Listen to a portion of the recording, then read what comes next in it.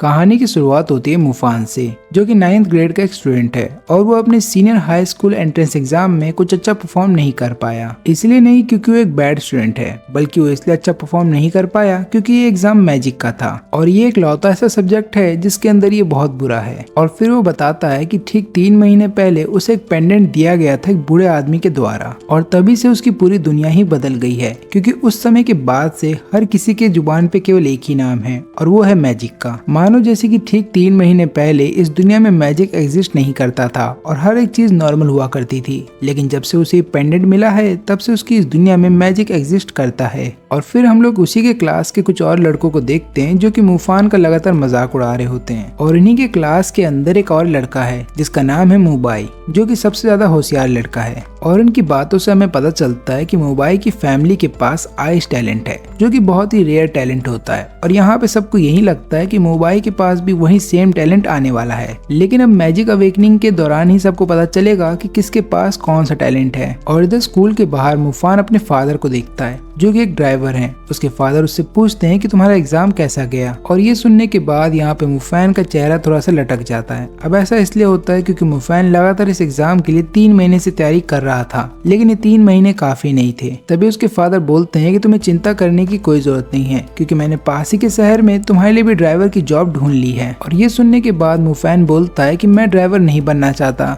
बल्कि मैं पढ़ लिख करके एक मेज बनना चाहता हूँ। अब उसके फादर यहाँ पे उसको बताने लगते हैं कि देखो, मेज एक बहुत ही अच्छा करियर है, लेकिन एंट्रेंस एग्जाम में तुम्हारे मार्क्स बहुत ही कम है और यही कारण है कि तुम एक मेज नहीं बन पाओगे। लेकिन यहाँ पे मुफान अपने फादर को समझाता है कि मुझे कोशिश तो करती रहनी होगी, क्योंकि मैं आपकी तरह एक ड्राइवर नहीं बनना चाहता और मैं नहीं चाहता कि मैं अपनी लाइफ में एक लूजर कहलाऊं। और ये सुनने के बाद उसके फादर बोलते हैं कि ठीक है, अगर तुम मेज बनने के लिए सीरियस हो तो मैं कोई ना कोई इंतजाम जरूर करूंगा। और यहाँ पे मुफान बहुत ज्यादा खुश हो जाता है। वो बोलता है कि आप चिंता मत करिए, मैं बहुत ही बड़ा मेज बनूंगा जिसकी हर कोई रिस्पेक्ट करेगा। और फिर इसके बाद हम देखते हैं कि मुफान अपने दोस्त के साथ कहीं जा रहा होता है और उसके दोस्त का नाम होता है जैंग। और यहाँ पे उसका दोस्त उसको बताने लगता है कि निंजू सुबह ही कैपिटल से वापस आ गई है और मैंने उसे देखा था, वो बहुत ही खूबसूरत लग रही थी। लेकिन ये सुनने के बाद यहाँ पे मुफान कुछ ज्यादा अच्छा रिस्पॉन्स नहीं देता, जबकि वो इन दोनों की दोस्त है। और तभी यहाँ पे मुफान की नजर जाती है इस बात पे कि उसके फादर निंजू के अंकल से बात कर रहे हैं। अब यहाँ पे उसके फादर निंजू के अंकल को बताते हैं कि आपकी पहुंच ऊपर तक है, तो प्लीज आप मेरी हेल्प करिए और मेरे बेटे को मैजिक एकेडमी में एडमिशन दिलवा दीजिए।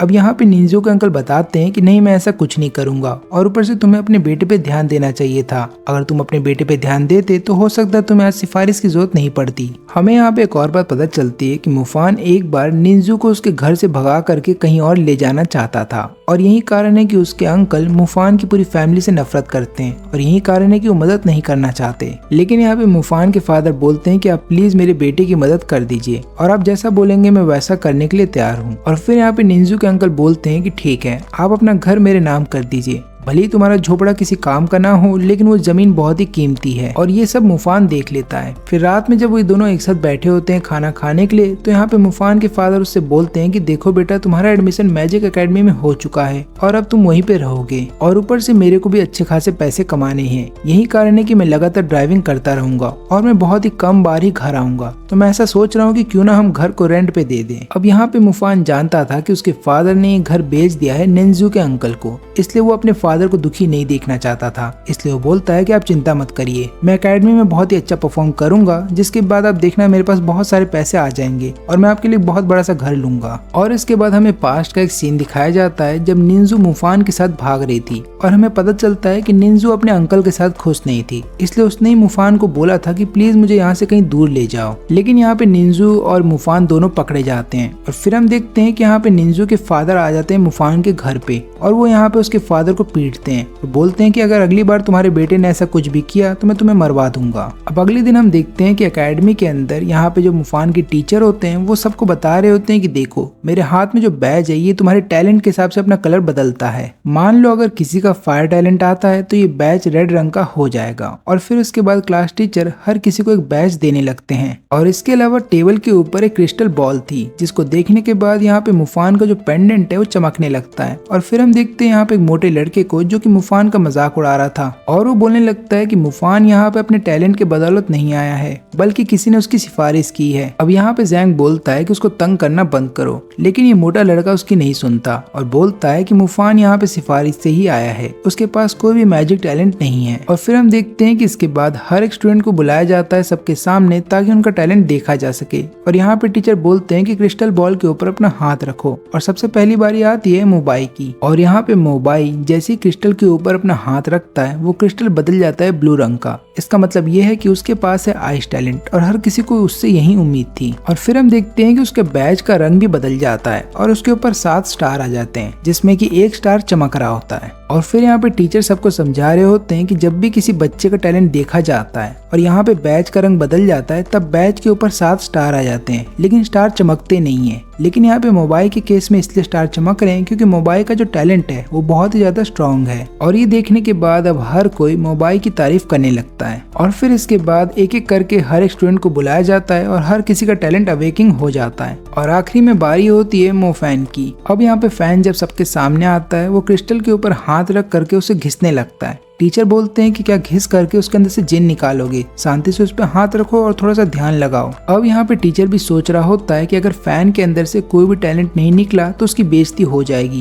क्योंकि सबके सामने उसकी क्लास बहुत ही कमजोर कहलाएगी। अब यहाँ पे फैन जैसे ही ध्यान लगाता है वो तुरंत ही एक ऐसी जगह पहुंच जाता है जो कि स्पेस की तरह दिखाई दे रही थी, और यहाँ पे कई सारी लाइट थी। लेकिन हम देखते हैं कि वो पर्पल रंग की तरफ खींचा चला जा रहा था, और हमें पता चलता है कि पर्पल रंग का मतलब है थंडर टैलेंट, जो कि बहुत ही ज्यादा रेयर होता है। इसका मतलब ये है कि आइस टैलेंट से भी ज्यादा रेयर है। और तभी यहाँ पे क्लास का एक स्टूडेंट बोलता है कि किसी ने थंडर टैलेंट को अवेक कर लिया है, लेकिन ये फान नहीं होता बल्कि दूसरी क्लास का एक लड़का होता है, और सब लोग उसको देखने के लिए चले जाते हैं। और यहाँ पे फान का टीचर बोलते हैं कि इस क्लास का टीचर बहुत ही ज्यादा लकी होगा। और इधर पे फान का क्रिस्टल भी पर्पल रंग का चमकने लगता है, लेकिन थोड़ी देर के बाद वो रेड रंग में बदल जाता है, और हम देखते हैं कि फान वापस से उसी स्पेस वाली जगह में पहुंच जाता है। और यहाँ पे उसके सामने पर्पल रंग और रेड रंग दोनों होते हैं। और इसको देखने के बाद यहाँ पे फान सोच रहा होता है कि कहीं उसके अंदर 2 टैलेंट तो अवेक नहीं हो गए। और यहाँ पे जब सारे स्टूडेंट वापस क्लास के अंदर आते हैं तो टीचर ये देख करके हैरान थे कि फान के अंदर फायर टैलेंट था, जो कि बहुत ही पावरफुल टैलेंट होता है। लेकिन बाकी सारे स्टूडेंट ये देखने के बाद यहाँ पे फान के ऊपर शक कर रहे थे। उनको समझ में नहीं आ रहा था कि फान के अंदर इतना बड़ा टैलेंट कैसे आ सकता है। अब यहाँ पे फान को पता है कि उसके अंदर 2 टैलेंट है,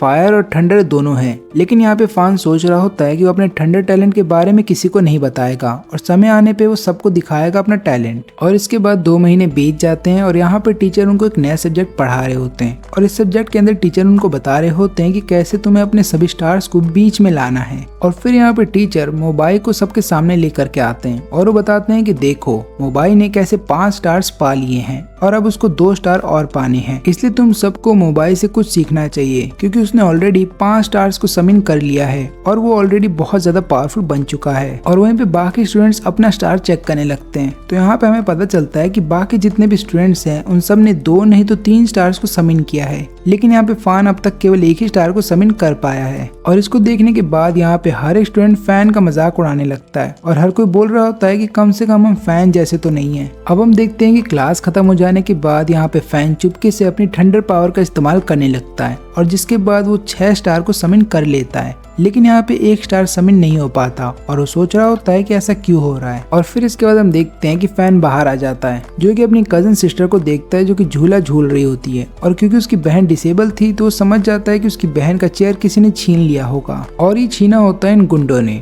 और इन गुंडों का जो बॉस होता है वो यहाँ पे बता रहा होता है कि मैं उस लड़की को अपना गर्लफ्रेंड बनाना चाहता हूँ, लेकिन उस लड़की के नखरे बहुत ज्यादा हैं। और तभी उनके सामने फैन आ जाता है। फैन बताता है कि मेरी बहन का चेयर वापस कर दो। अब यहाँ पे जो उनका बॉस होता है वो बोलने लगता है कि देख भाई फिर से आ गया तो अपनी बहन को बचाने के लिए, और ऊपर से हम लोग 4 जन हैं और तू अकेला है, और ऊपर से तेरी बहन कोई हूर की परी नहीं है बल्कि एक अपाहिज है, लेकिन उसके बावजूद भी मैं उसको अपनी गर्लफ्रेंड बनने का एक मौका दे रहा हूँ, तो तुम्हें तो मेरा शुक्रिया अदा करना चाहिए। और ये सुनने के बाद यहाँ पे फैन को बहुत ज्यादा गुस्सा आ जाता है और वो फिर अपनी पावर का इस्तेमाल करने लगता है, जिसके बाद हम देखते हैं कि वो 7 स्टार को समन कर लेता है, और वो यहाँ पे सभी गुंडों को बोल रहा होता है कि मेरी बहन को अपाहिज बोलना बंद करो। और फिर वो अपनी लाइटनिंग स्ट्राइक से यहाँ पे बॉस को एक ही बार में हरा देता है, और ये देखने के बाद उसके सारे चमचे वहीं पे डर जाते हैं और बोलते हैं कि प्लीज हमें छोड़ दो। फिर इसके बाद फैन चेयर लेकर के पहुंच जाता है जिंजिया के पास और यहाँ पे जिंजिया बताती है कि मैं भी हैरान थी जब मैंने पहली बार देखा कि तुम्हारे पास थंडर टैलेंट है। और यहाँ पे हम बे को देखते हैं जो कि अपने अंकल हे से बात कर रहा होता है। उसके अंकल पूछते हैं कि तुम्हारी स्टडी कैसी चल रही है। बे बताता है कि मैंने ऑलरेडी 5 स्टार्स को समिन कर लिया है।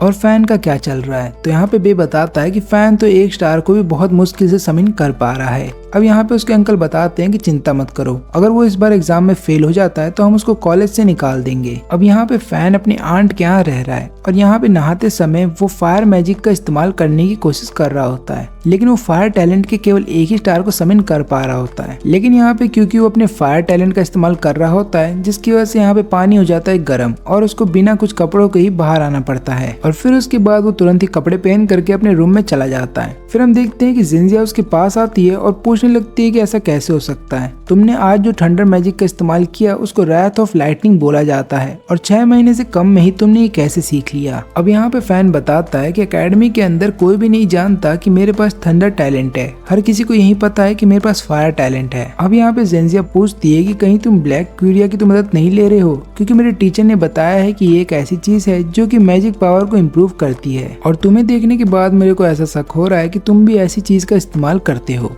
लेकिन यहाँ पे फैन साफ इनकार कर देता है और वो अपनी बहन को बस इतना बोलता है कि याद रहे कि थंडर टैलेंट मेरा एक सीक्रेट है, इसलिए प्लीज इसको किसी को भी मत बताना। और यहाँ पे अब फैन भी सोच रहा होता है कि शायद मेरी बहन की बात सच तो है, क्योंकि कहीं ना कहीं मेरे स्किल्स भी जल्दी इंप्रूव हो रहे हैं। अब हम देखते हैं कि अगले दिन जब फैन अपने क्लास में एंटर करता है तो हर कोई उसे घूर के देख रहा होता है, लेकिन हर कोई फैन को नहीं देख रहा होता है, बल्कि उसके पीछे एक टीचर आई होती हैं जो कि बहुत खूबसूरत होती हैं। और फिर ये टीचर सबको बोलती हैं बैठने के लिए। ये बताती है कि मेरा नाम है टैंग यू और मैं आज से आपकी प्रैक्टिकल मैजिक की टीचर हूँ। और फिर वो सबसे पहले यही पूछती है कि किसके पास फायर टैलेंट है। और यहाँ पे फैन के अलावा 2 और स्टूडेंट खड़े होते हैं। और फिर हम देखते हैं यहाँ पे टैंग को, जो कि अपनी पावर का इस्तेमाल करती है, यानी कि फायर टैलेंट का, और तुरंत ही अपने टारगेट के ऊपर हमला करती है। अब स्टार्टिंग में तो टारगेट को कुछ नहीं होता, लेकिन थोड़ी देर के बाद हम देखते हैं कि टारगेट अपने आप ही जल जाता है। और फिर यहाँ पे टैंग बताती है कि ये लेवल 1 का फायर अटैक है और इसको फायर वॉस्ट बोला जाता है, जो कि एलिमेंट मैजिक के अंदर सबसे पावरफुल स्पेल माना जाता है। और हम देखते हैं कि यहाँ पे फैन को ये बहुत पसंद आता है। और फिर इधर पे हम देखते हैं बाई को और हे को एक साथ। अब यहाँ पे बाय उसको बताने लगता है कि फैन बहुत ही अच्छा परफॉर्म कर रहा है, तो हो सकता है अब आप उसको एकेडमी से बाहर नहीं निकाल पाएंगे। लेकिन इसके जवाब में हे बताता है कि तुम चिंता मत करो, मेरे पास ऑलरेडी एक बैकअप प्लान है और इसकी मदद से मैं आराम से फैन को बाहर निकाल दूंगा। और फिर हम देखते हैं कि हे यहाँ पे उसको दिखाते हैं एक ब्लैक स्टोन और बताने लगते हैं यहाँ पे बाई को कि एक नॉर्मल स्टोन नहीं है, बल्कि एक ऐसा स्टोन है जो कि किसी भी मैजिक को अपने अंदर ऑब्जॉर्ब कर सकता है। और इसके अलावा क्रिस्टल बॉल के अंदर जो लाइट तुम चमकते हुए देखते हो उसको भी ये अपने अंदर ऑब्जॉर्ब कर सकता है। अब यहाँ पे बाय पूछता है कि सारे बच्चे ही क्रिस्टल बॉल का इस्तेमाल करेंगे और अगर ये ब्लैक स्टोन वहाँ पे रहेगा तो ऐसे तो सारे बच्चे एग्जाम में फेल हो जाएंगे। अब इसके जवाब में हे बोलता है कि ऐसा कुछ भी नहीं होगा, तुम इसकी चिंता मत करो, क्योंकि एग्जामिनर को मैं जानता हूँ, वो वैसा ही करेगा जैसा मैं उसको बोलूंगा। और जब बारी फैन की आएगी तब वो क्रिस्टल बॉल के सामने इस ब्लैक स्टोन को रख देगा। और फिर इसके बाद हम फैन को देखते हैं जो कि फायर मैजिक का इस्तेमाल करने की कोशिश कर रहा होता है। और यहाँ पे हम देखते हैं कि जब वो अपने फायर मैजिक को अवेक कर रहा होता है तभी अचानक से वो 5 स्टार को समन कर लेता है। लेकिन यहाँ पे ये फैन के लिए काफी नहीं था, क्योंकि फैन ये सोच रहा होता है कि उसे कैसे भी करके और इम्प्रूव करना होगा ताकि वो एग्जाम के समय सबको एक बार में इम्प्रेस कर पाए। और इसलिए यहाँ पे फैन एक और कोशिश करता है ताकि वो एक और स्टार को समन कर पाए। लेकिन यहाँ पे उसकी बॉडी के अंदर अब ज्यादा एनर्जी नहीं बची है और यही कारण है कि उसका मैजिक वहीं पे हो जाता है खत्म। और फिर इसके बाद हम देखते हैं कि फैन हर बार जब भी उसको खाली समय मिला करता था तब हर बार वो अपनी प्रैक्टिस किया करता था ताकि वो अपनी पावर को इम्प्रूव कर सके। और फिर यहाँ पे क्लास के अंदर क्लास टीचर सबको बता रहे होते हैं कि क्रिस्टल बॉल हर किसी की पावर को मेजर करेगा और जिसकी भी पावर बहुत ज्यादा होगी क्रिस्टल बॉल उतना ही चमकेगा। और जो भी लोग इस टेस्ट के अंदर अच्छा करेंगे उन्हें ए दिया जाएगा और जो लोग खराब करेंगे उन्हें डी दिया जाएगा। और याद रहे कि जिन भी बच्चों को डी मिलेगा उन्हें स्कूल से निकाल दिया जाएगा। लेकिन तभी यहाँ पे बाय एक सवाल पूछता है कि मैजिक रिलीज टेस्ट कब होगा। और इसके जवाब में टीचर यहाँ पे बताते हैं कि पहले एग्जाम में मैजिक रिलीज टेस्ट बहुत ही ज्यादा हो जाएगा बच्चों के लिए, लेकिन अगर हमारी क्लास में कोई भी ऐसा बच्चा है जो कि इतना टैलेंटेड है कि वो 7 स्टार को समन भी कर सकता है और उन 7 स्टार को कंट्रोल कर सकता है तो वैसा बच्चा मैजिक रिलीज टेस्ट को दे सकता है। और अगर उस बच्चे ने उस एग्जाम को पास कर लिया तो उसको एलीट क्लास में भेज दिया जाएगा। और अब एग्जाम का दिन आ जाता है और हम देखते हैं यहाँ पे कि प्रिंसिपल सबके सामने अनाउंस कर रहा होता है कि हमारे बीच में प्रोफेसर है मूयून और इसके अलावा उनकी बेटी भी है जिसका नाम है निंजू। और मैं आपको बात बता देता हूँ कि निंजू इसी स्कूल की स्टूडेंट रह चुकी है, लेकिन उसने बहुत ही कम उम्र में ये स्कूल पास कर लिया और अब वो कॉलेज में है। और यहाँ पे निंजू को देखने के बाद हर एक स्टूडेंट ये बातें कर रहा होता है कि निंजू बहुत ही क्यूट है, और इसके अलावा वो केवल 15 सालों में ही इंपीरियल कॉलेज तक पहुंच गई। और यहाँ पे बाय भी निंजू को देखने के बाद ये सोच रहा होता है कि उसे अच्छा परफॉर्म करना होगा ताकि वो यहाँ पे निंजू को इम्प्रेस कर सके। और फिर यहाँ पे प्रिंसिपल निंजू को आगे बुलाते हैं, बोलते हैं कि प्लीज अपनी पावर सबको दिखाओ। और फिर हम देखते हैं कि यहाँ पे निंजू जैसी क्रिस्टल बॉल के ऊपर अपना हाथ रखती है, तुरंत ही वहाँ की पूरी जमीन ही आइस में बदल जाती है। और इसके अलावा जिस क्रिस्टल के ऊपर उसने अपना हाथ रखा था वो भी आइस में बदल करके 2 टुकड़ों में टूट जाता है। ये दिखाता है कि निंजू की पावर बहुत ही ज्यादा है। और यहाँ पे उसकी पावर देखने के बाद हर एक स्टूडेंट हैरान भी था और बहुत ज्यादा इम्प्रेस्ड भी था। फिर हम देखते हैं कि बारी बारी से एक एक करके सारे स्टूडेंट आगे आते हैं और सब लोग अपना पावर दिखा रहे होते हैं। और इन्हीं में से कुछ स्टूडेंट बहुत ही अच्छा परफॉर्म करते हैं जिन्हें ए मिलता है, तो कुछ स्टूडेंट बहुत ही बेकार परफॉर्म करते हैं जिन्हें डी दे दिया जाता है। और फिर इसके बाद हम देखते हैं कि एक लड़की आती है जिसका नाम होता है यूहे, और वो यहाँ पे ए ग्रेड से पास हो जाती है। और फिर बारी आती है जैंग की, जो कि यहाँ पे क्रिस्टल को चमका देता है और ए ग्रेड से पास हो जाता है। लेकिन यहाँ पे जैंग बोलता है कि मेरे को मैजिक रिलीज टेस्ट देना है, और यहाँ पे उसको बोला जाता है कि ठीक है तुम ये टेस्ट दे सकते हो। लेकिन हम देखते हैं कि यहाँ पे जब जैंग अपनी पावर का इस्तेमाल कर रहा होता है तो वो 7 स्टार को एक जगह ना तो कंट्रोल कर पाता है और ना ही एक साथ ला पाता है, जिसके बाद वो उस टेस्ट में फेल हो जाता है। और यहाँ पे जैंग थोड़ा सा उदास हो जाता है, लेकिन टीचर टैंग उसके पास आकर के उसको बताती है कि चिंता मत करो, आगे चल करके तुम ये जरूर कर लोगे। और फिर बारी आती है मोबाई की, और जब मोबाई अपना हाथ रखता है क्रिस्टल के ऊपर तो क्रिस्टल बॉल बहुत ही तेजी से चमकने लगता है, और यही कारण है कि उसे ए ग्रेड से नहीं बल्कि एस ग्रेड से पास किया जाता है। और फिर यहाँ पे वो देता है मैजिक रिलीज टेस्ट, और हम देखते हैं कि इसमें भी वो बहुत अच्छा परफॉर्म करता है और ले आता है बी ग्रेड। और फर्स्ट सेमेस्टर के बच्चे के लिए इतना सब चीज करना बहुत बड़ी बात थी। अब यहाँ पे हम देखते हैं हे को, जो कि निंजू के सामने और उसके फादर के सामने बाई की लगातार तारीफ कर रहा होता है। तभी उसके फादर यानी कि निंजू के फादर उससे पूछते हैं कि तुम्हें उसका परफॉर्मेंस कैसा लगा। यहाँ पे निंजू बताती है कि ठीक ठाक था। और अब बारी आती है फैन की, तो जैसे ही फैन की बारी आती है तब हम देखते हैं यहाँ पे यून को, जो कि अपनी बेटी निंजू को बोलते हैं कि चलो हमें चलना चाहिए क्योंकि आखिरी वाला परफॉर्मेंस कोई खास नहीं होगा। लेकिन यहाँ पे निंजू बोलती है कि नहीं मुझे देखना है। और यहाँ पे यून के चेहरे को देख करके हम समझ जाते हैं कि उसको कोई खासा उम्मीद नहीं है फैन से। और तभी हम देखते हैं हे को, जो कि यहाँ पे एग्जामिनर को इशारा देता है, जिसके बाद एग्जामिनर वहाँ पे स्टोन जाके रख देता है। और यहाँ पे बाय इन सब चीजों के बारे में जानता था और वो बहुत खुश था क्योंकि वो चाहता था कि यहाँ पे फैन निंजू के सामने बहुत ही खराब प्रदर्शन करे, ताकि यहाँ पे निंजू को ऐसा लगे कि फैन बहुत ही बेकार है। अब यहाँ पे जैसे ही फैन क्रिस्टल के ऊपर अपना हाथ रखता है तो क्रिस्टल ज्यादा नहीं चमकता क्योंकि ब्लैक स्टोन उसकी सारी पावर को अपने अंदर खींच रहा होता है। और यहाँ पे जो फैन का टीचर होता है वो बहुत ज्यादा फिक्र करने लगता है, क्योंकि यहाँ पे अगर फैन सबके सामने फेल हो गया तो प्रिंसिपल यहाँ पे टीचर का बोनस रोक देगा। और इसी बात से टीचर बहुत ज्यादा परेशान था। और तभी हम देखते हैं कि यहाँ पे फैन अपनी पावर का फिर इस्तेमाल करने लगता है, और क्रिस्टल की जो पावर होती है वो इतनी ज्यादा ब्लैक स्टोन में चली जाती है कि ब्लैक स्टोन वहीं पे टूट जाता है। अब इसकी वजह से यहाँ पे क्रिस्टल चमकता तो है, लेकिन क्योंकि क्रिस्टल स्टार्टिंग में नहीं चमका था इसलिए यहाँ पे फैन को बी ग्रेड दिया जाता है। अब यहाँ पे टीचर फैन के लिए खुश होते हैं कि कम से कम फैन ने उसकी इज्जत बचा ली थी। लेकिन यहाँ पे बाकी स्टूडेंट्स भी फैन को देख करके हैरान थे, क्योंकि बी ग्रेड फैन के लिए बहुत ज्यादा था, क्योंकि बाकी स्टूडेंट्स को ऐसा लग रहा था कि फैन यहाँ पे फेल हो जाएगा। लेकिन यहाँ पे टैंक समझ जाती है कि क्रिस्टल के अंदर कुछ तो गलत है। यही कारण है कि क्रिस्टल अचानक से नहीं चमका बल्कि बाद में चमका था। इसलिए वो बोलती है कि एग्जाम को फिर से कंडक्ट करवाया जाएगा फैन के लिए। और यहाँ पे बाकी स्टूडेंट्स भी टैंक का साथ देते हैं। वो लोग इसलिए उसका साथ दे रहे थे क्योंकि बाकी स्टूडेंट्स को ऐसा लग रहा था कि फैन तो फेल हो जाएगा, तो उसको बी ग्रेड कैसे मिल गया। अब यहाँ पे प्रिंसिपल बोलते हैं कि ठीक है, हम एग्जाम को फैन के लिए फिर से कंडक्ट करवाएंगे, लेकिन याद रहे कि अगर क्रिस्टल के अंदर कुछ भी गड़बड़ नहीं निकला तो उसका खामियाजा तुम्हें भुगतना होगा। और यहाँ पे टैंक बोलती है कि हाँ ठीक है। और यहाँ पे निंजू भी बताने लगती है प्रिंसिपल को कि मैंने भी नोटिस किया था, मुझे ऐसा लगता है कि क्रिस्टल बॉल के अंदर कुछ तो गड़बड़ था। और यहाँ पे हे भी अब कुछ नहीं कर पाता, और इसके बाद क्रिस्टल बॉल को रिप्लेस कर दिया जाता है। हम देखते हैं कि वहाँ पे जैसी ही नई क्रिस्टल बॉल आती है सबकी आंखें फटी की फटी रह जाती हैं जब लोग ये देखते हैं कि नया क्रिस्टल बॉल यहाँ पे फैन के हाथ रखती बहुत तेजी से चमक रहा है। और ये चमक इतनी ज्यादा होती है कि यहाँ पे सारे स्टूडेंट्स बोल रहे होते हैं कि बाय की क्रिस्टल बॉल से भी ज्यादा चमक रहा है। और फिर हम देखते हैं कि यहाँ पे फैन को एस ग्रेड दे दिया जाता है, जिसके बाद हर एक स्टूडेंट यहाँ पे बात कर रहा होता है कि पूरे स्कूल में केवल 2 ही बच्चों को एस ग्रेड दिए गए हैं। अब यहाँ पे फैन सबके सामने बोलता है कि मुझे भी मैजिक रिलीज टेस्ट देना है।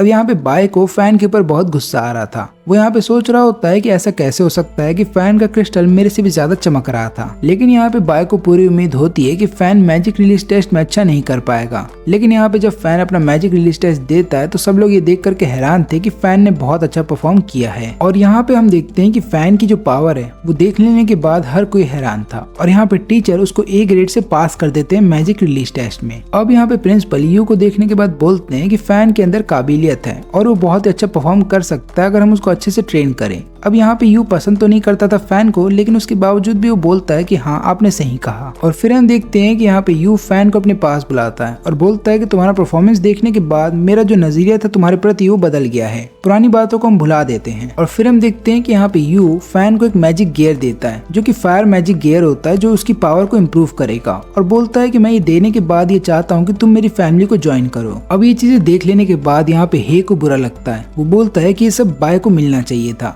लेकिन यहाँ पे यू बोलता है कि वो सब उसको मिल सकता है अगर वो और मेहनत करे तो। अब यहाँ पे फैन के टीचर उसको समझाते हैं कि अगर तुम इन फैमिली का हिस्सा बन जाते हो तो तुम्हारा फ्यूचर आगे चल करके ब्राइट हो जाएगा, इसलिए मैं चाहता हूँ कि तुम इस फैमिली को ज्वाइन कर लो। लेकिन यहाँ पे फैन बोलता है कि ना तो मैं यू की फैमिली को ज्वाइन करूंगा और ना ही मैं उसका गियर लेने वाला हूँ अपने पास, क्योंकि इस बंदे ने जो मेरी फैमिली यानी कि मेरे फादर और मेरे साथ जो पास्ट में किया था मैं उसको नहीं भूल सकता। और यहाँ पे फैन साफ साफ बोल देता है कि सुन बेवकूफ, मैं तेरी फैमिली का पार्ट नहीं बनना चाहता। और ये सुनने के बाद यहाँ पे यू को बहुत गुस्सा आता है। वो अपनी मैजिक पावर का यहाँ पे इस्तेमाल करने वाला था, लेकिन प्रिंसिपल उसको मना करता है। और इसके अलावा प्रिंसिपल यहाँ पे फैन को ये बात भी समझाता है कि देखो फैन, यू तुमसे उम्र में बड़े हैं, इसलिए तुम्हें यहाँ पे उनसे माफी मांगनी चाहिए क्योंकि तुम उनसे ऐसे बात नहीं कर सकते। लेकिन यहाँ पे फैन बोलता है कि नहीं, मैं इस आदमी से माफी नहीं मांगने वाला, क्योंकि ये वही आदमी है जो कि 3 साल पहले मेरे घर में घुसा था और मेरे घर में घुसने के बाद इसने मुझे और मेरे फादर दोनों को पीटा था और आज भी मेरे फादर के बैक में इसकी वजह से दर्द रहता है। अब यहाँ पे फैन का इतना ज्यादा गुस्सा बढ़ जाता है कि वो यू को चैलेंज कर देता है एक डुओ के लिए।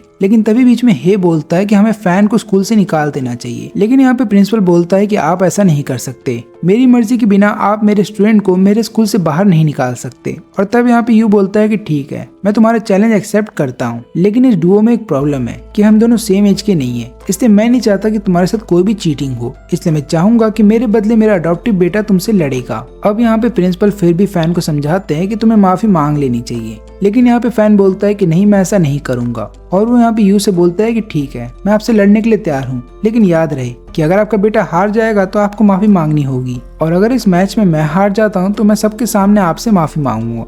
लेकिन यहाँ पे टीचर टैंग बताते हैं कि ये मैच नहीं हो सकता, क्योंकि अभी फैन भी अंडर एज है और यू का बेटा भी अंडर एज है, और अंडर एज के बच्चों में डुओ नहीं रखा जाता। और इसलिए फिर यहाँ पे सब लोग डिसाइड करते हैं कि 2 साल के बाद ही ये मैच रखा जाएगा, जब दोनों बच्चे अंडर एज से बाहर आ जाएंगे। अब इसके बाद यू और निंजू उधर से जाने लगते हैं, लेकिन यहाँ पे निंजू जाने से पहले फैन को देख करके मुस्कुराती है, जिसको देखने के बाद हम समझ जाते हैं कि निंजू अभी भी फैन को पसंद करती है। अब यहाँ पे हम देखते हैं कि फैन का दोस्त जैंग उसके पास आता है और बोलता है कि तुमने क्या किया, क्या तुम्हें पता नहीं कि यू का जो बेटा है वो बाय से भी ज्यादा स्ट्रॉन्ग है। तो यहाँ पे फैन बताता है कि मेरे को इस बात की फिक्र नहीं है, मैं बहुत ज्यादा मेहनत करूंगा और अपने आप को साबित करके रहूंगा, और मैं अपने फादर का खोया हुआ सम्मान उन्हें वापस लौटा सकूं। और फिर इसके बाद कुछ महीने बीत जाते हैं और हमें पता चलता है कि जितने भी बेस्ट स्टूडेंट हैं उन्हें एलीट क्लास के अंदर भेज दिया गया है, और इस चीज के लिए यहाँ पे इनके टीचर इनको कांग्रेचुलेट बोलते हैं। इसके अलावा वो बताने लगते हैं कि जितने भी स्टूडेंट यहाँ पे हैं उन सब ने 7 स्टार को कंट्रोल करना सीख लिया है, और उसी के अकॉर्डिंग आप सबको ग्रेड दिए गए हैं। और हमें पता चला है कि मूव फैन अभी सबसे नंबर 1 पे है, और दूसरे नंबर पे आता है मूव बाई, और उसी के बाद बाकी सारे स्टूडेंट्स आते हैं। लेकिन हम देखते हैं कि यहाँ पे काफी सारे स्टूडेंट्स इस बात से नाखुश होते हैं कि मूव फैन कैसे नंबर 1 आ सकता है। अब यहाँ पे टैंग आती है सब बच्चों के सामने और उनको कुछ बताने लगती है, और हम देखते हैं कि यहाँ पे सारे बच्चे टैंग की तरफ देख रहे होते हैं। टैंग यहाँ पे बताती है कि हमेशा की तरह मैं ही आपके प्रैक्टिकल एग्जाम की टीचर रहूंगी। और फिर इसके बाद टीचर इन सबको बताते हैं कि देखो ये जो स्टार ब्रेसलेट है ये टॉप 3 स्टूडेंट्स को दिए जाएंगे,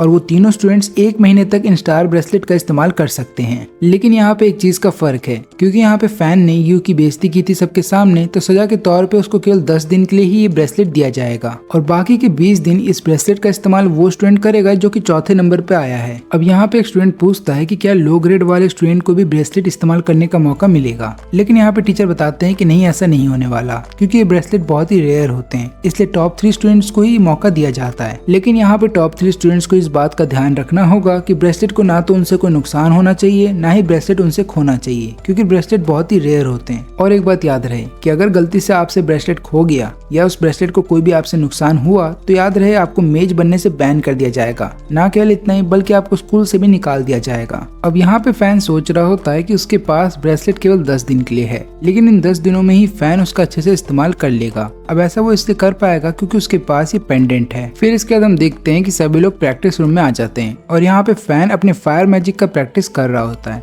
लेकिन यहाँ पे बाय ये सोच रहा होता है कि फैन जैसा लड़का जिसके पास कोई भी मैजिक टैलेंट नहीं था वो इतना आगे कैसे निकल गया। लेकिन यहाँ पे बाय ये सोच करके खुश था कि फैन को केवल ब्रेसलेट 10 दिन के लिए ही मिलेगा और उसको 30 दिन के लिए। तो यहाँ पे बाय सोच रहा होता है कि इन 30 दिनों में वो ब्रेसलेट का अच्छे से इस्तेमाल करेगा और वो फिर से फैन को अपने से पीछे कर देगा। और यही सोच के वो लगातार खुश हो रहा था। फिर यहाँ पे फैन इनके पास आता है और बाय से यहाँ पे पूछता है युएंग के बारे में। अब ये युएंग वही आदमी है जिसके साथ डुओ होने वाला है फैन का। और फिर यहाँ पे बाय बताता है कि हाँ, मू फैमिली के पास भी एक ब्रेसलेट है और जिसकी तुम बात कर रहे हो यानी कि युएंग, उसके पास भी एक ब्रेसलेट है। और यहाँ पे हमें पता चलता है कि ब्रेसलेट की खासियत ये है कि वो आपके मैजिक प्रोसेस को फास्ट कर देता है 20% से। और तुम्हारा कॉम्पिटिटर शुरू से ही बहुत ज्यादा ट्रेनिंग कर रहा है। इसका मतलब ये है कि उसके पास एक्सपीरियंस तुमसे ज्यादा होगा। अब यहाँ पे बाय ये बात भी बताता है कि देखो, निंजू के पास एक और ब्रेसलेट है, उसे स्पिरिट ब्रेसलेट बोला जाता है और ये एक ऐसा ब्रेसलेट है जो कि स्कूल वाले ब्रेसलेट से भी ज्यादा पावरफुल है और इसकी मदद से कोई भी स्टूडेंट 40% तक प्रोग्रेस कर सकता है। और तुम्हें तो पता ही है कि मू यंग मू बोला भाई लगता है निंजू का, तो इसका मतलब ये है कि वो निंजू का ब्रेसलेट इस्तेमाल करेगा ताकि वो अपनी मैजिक पावर को जल्दी इंप्रूव कर सके।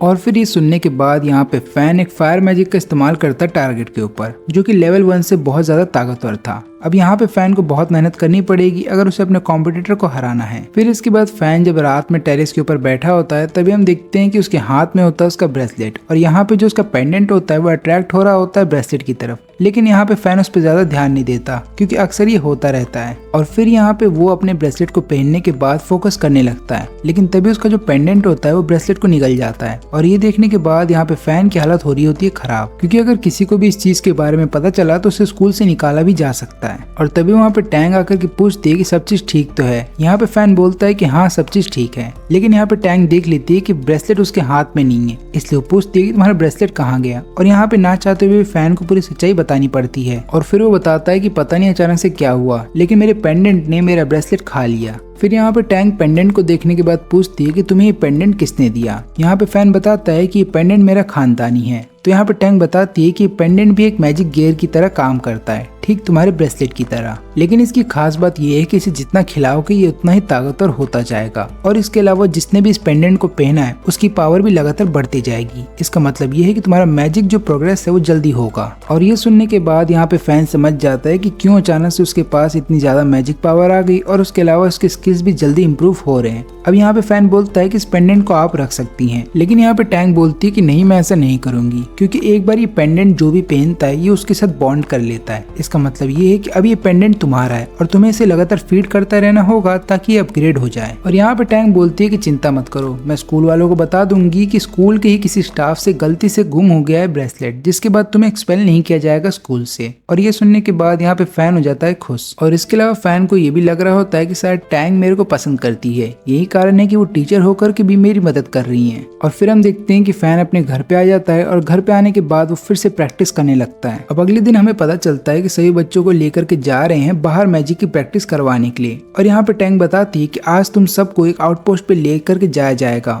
और ये एक ऐसा आउटपोस्ट है जो कि बाउंड्री के एकदम पास है और यहीं से हमारे शहर को सुरक्षित किया जाता है बाहरी खतरों से। और यहीं पे तुम लोग आज मैजिक की प्रैक्टिस करने वाले हो। और खतरों से मेरा मतलब है वहाँ पे रहने वाले बड़े बड़े मॉन्स्टर। फिर इस जगह पे आ जाने के बाद हम देखते हैं कि वहाँ के कमांडर कॉन्ग इन सबका वेलकम करते हैं और वो बोलते हैं कि आज जो भी मैजिक तुम लोग यहाँ पे सीखने वाले हो वो तुम्हारे प्रैक्टिकल एग्जाम में काम आएंगे, इसलिए अच्छे से सीखना जो भी यहाँ पे सीखने वाले हो। और इसके अलावा मैं यहाँ पे एक बाउंटी हंटिंग रखने वाला हूँ जो सभी स्टूडेंट्स को मिल करके पूरा करना होगा। लेकिन याद रहे, इस बाउंटी हंटिंग को अगर कोई एक स्टूडेंट भी पूरा कर पाता है तो सारे स्टूडेंट पास हो जाएंगे और सबको ए ग्रेड दिया जाएगा। लेकिन तभी यहाँ पे एक स्टूडेंट बोलता है कि हम तो केवल स्कूल के बच्चे हैं और बाउंटी हंटिंग ज्यादातर मेज के बच्चों से करवाया जाता है। मेज के बच्चे से मेरा मतलब ये है कि कॉलेज के बच्चों से, और वो लोग ज्यादा सीनियर होते हैं क्योंकि उन्होंने मैजिक के बारे में हर चीज सीख ली होती है। और यहाँ पे इनके टीचर भी बोलते हैं कि इन बच्चों ने अभी मैजिक रिलीज करना सीखा ही है तो बाउंटी हंटिंग इनके लिए ज्यादा हो जाएगा। लेकिन यहाँ पे कॉन्ग बोलता है कि नहीं, ये इनके लिए ज्यादा नहीं होगा, क्योंकि मेरे को ऐसा लगता है कि एलाइट क्लास के सारे स्टूडेंट डरपोक नहीं है, इसलिए वो लोग ये कर लेंगे। तो यहाँ पे फैन पूछता है कि ठीक है, हम ये कर तो लेंगे, लेकिन प्राइस में हमें क्या मिलेगा। तो यहाँ पे कॉन्ग बोलता है कि तुम्हें मेरा मैजिक आर्मर दिया जाएगा, और ये जो आर्मर है ये बहुत ही पावरफुल टूल माना जाता है। और यहाँ पे फैन सोच रहा होता है कि उसे कैसे भी करके ये आर्मर चाहिए, क्योंकि जिसके साथ उसका मुकाबला होने वाला है वो मू फैमिली को बिलोंग करता है। इसका मतलब ये है कि उसके पास हर एक इक्विपमेंट होंगे यहाँ पे फैन को हराने के लिए।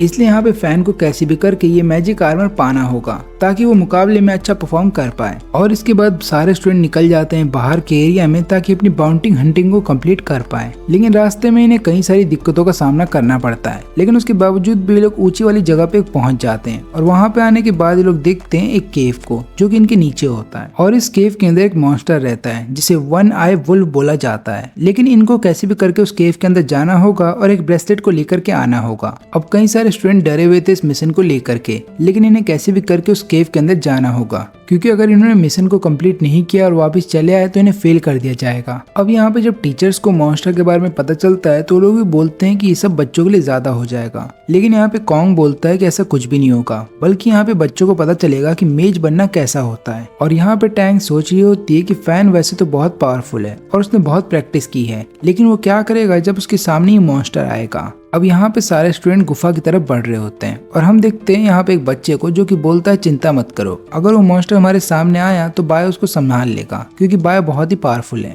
और इसके बाद सारे स्टूडेंट गुफा के अंदर जा रहे होते हैं, लेकिन यहाँ पे फैन देखता है पानी को और वहाँ पे 3 सटे हुए पत्थर होते हैं। और इसको देखने के बाद फैन समझ जाता है कि गुफा के अंदर कोई बहुत ही बड़ा मॉन्स्टर है जिसने कि अभी यहाँ से पानी पिया था। अब जैंग जा करके बात बताता है सभी बच्चों को, लेकिन यहाँ पे बाय बोलता है कि अगर थोड़ा सा पानी उसने पी लिया तो इसमें कौन सी बड़ी बात है, और ऊपर से अगर फैन को इतना डर लग रहा है तो बाहर खड़ा रह सकता है। और इतना बोलने के बाद सारे स्टूडेंट केव के अंदर जाने लगते हैं, लेकिन तभी उनके सामने वो वुल्फ आ जाता है और उसको देखने के बाद यहाँ पे सारे स्टूडेंट डर जाते हैं और वो सब लोग फिर गुफा से बाहर भागने की कोशिश कर रहे होते हैं। अब यहाँ पे बाय अपना मैजिक रिलीज करने की कोशिश कर रहा होता है, लेकिन वो नहीं कर पाता और आखिरी में उसको भागना पड़ता है। अब यहाँ पे एक लड़की भी रुक करके अपना मैजिक रिलीज करना चाहती थी, लेकिन फैन उसको उठा करके वहाँ से भागने लगता है और बोलता है कि इतने कम समय में तुम अपने मैजिक को रिलीज नहीं कर पाओगे, और अगर हम सब वहीं पे रुके रहेंगे तो हम सब उसका खाना बन जाएंगे। लेकिन फिर यहाँ पे हमें पता चलता है कि वो जो वुल्फ है वो बेसिकली यहाँ पे कॉन्ग के ही एक आदमी का पेट है, और यहाँ पे कॉन्ग ने जानबूझकर के बच्चों को डरा के रखा है ताकि वो देखना चाहता था कि बच्चे कैसा परफॉर्म कर पाएंगे इस मिशन में।